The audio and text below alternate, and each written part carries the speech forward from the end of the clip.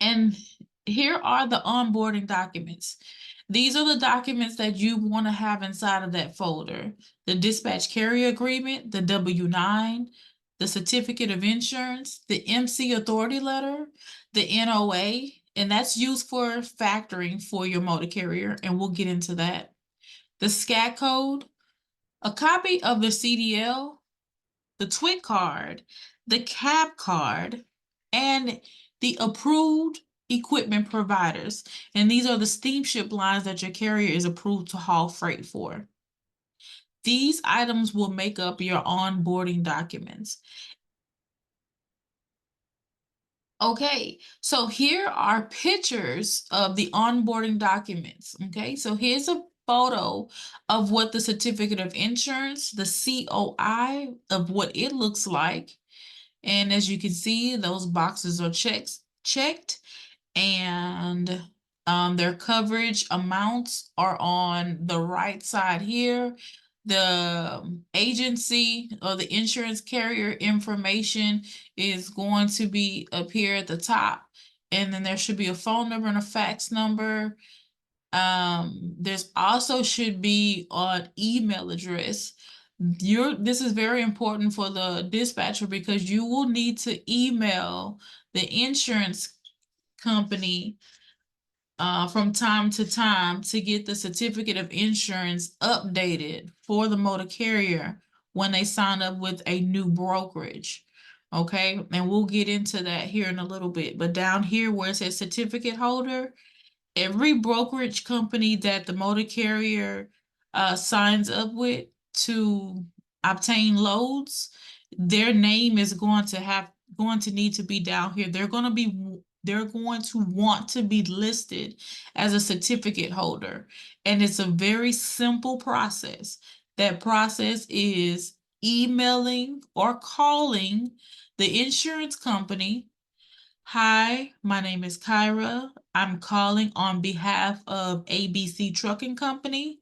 Could you please update the certificate of insurance for ABC Trucking Company to 123 Leasing Brokerage? Okay, you're going to provide the insurance company with the address that you see down here for 123 brokerage. Then they're in turn going to email back the certificate of insurance with that company's information down here at the bottom. Okay.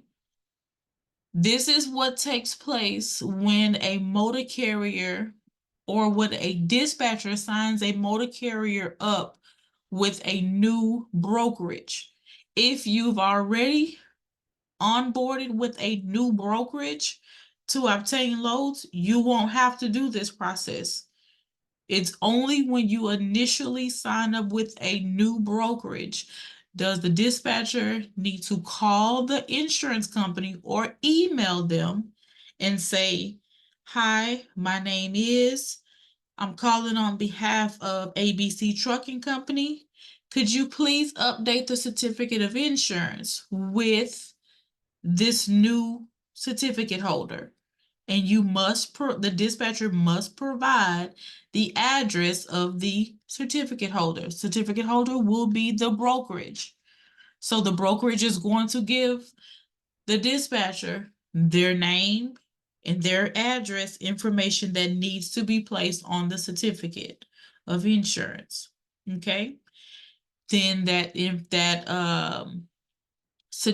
insurance company is going to send back over the certificate of insurance, and the dispatcher will email that to the brokerage that we are onboarding with to obtain the loads.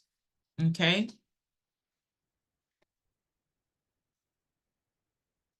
The next onboarding document that you're going to get for the motor carrier is the W-9.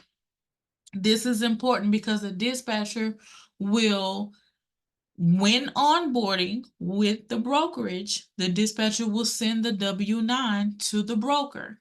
Okay, so all of these forms the dispatcher is going to get from the motor carrier and send to the brokerage. Okay, that's part of the onboarding process that the dispatcher does on behalf of the motor carrier to get to obtain loads from the broker. Okay.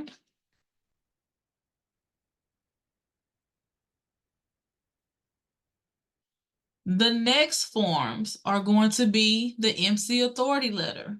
This picture is kind of bad, but the MC number, it's right here.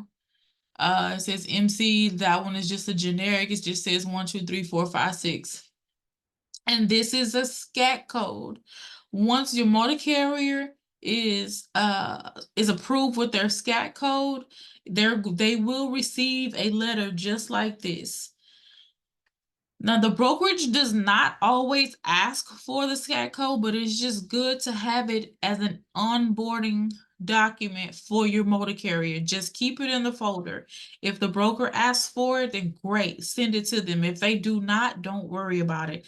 But they will ask for the MC authority letter. The TWIC card, the broker will probably not ask for the TWIC card, okay? It's just great to have it on file, a photo of it to keep inside of the motor carrier's file. Okay, I just love to have a complete file like that, so I always put that in there. A portion registration cab card.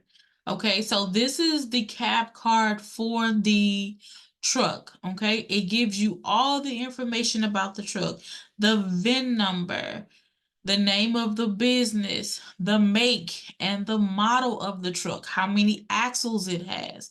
Of course, it's going to take diesel. What's the tare weight? That means what is the weight without a trailer on the back of the truck?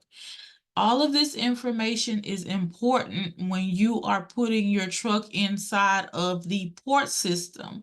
Okay, you will need this information upon registering your trucker for the port system in order for your truck to be able to go in and out the port.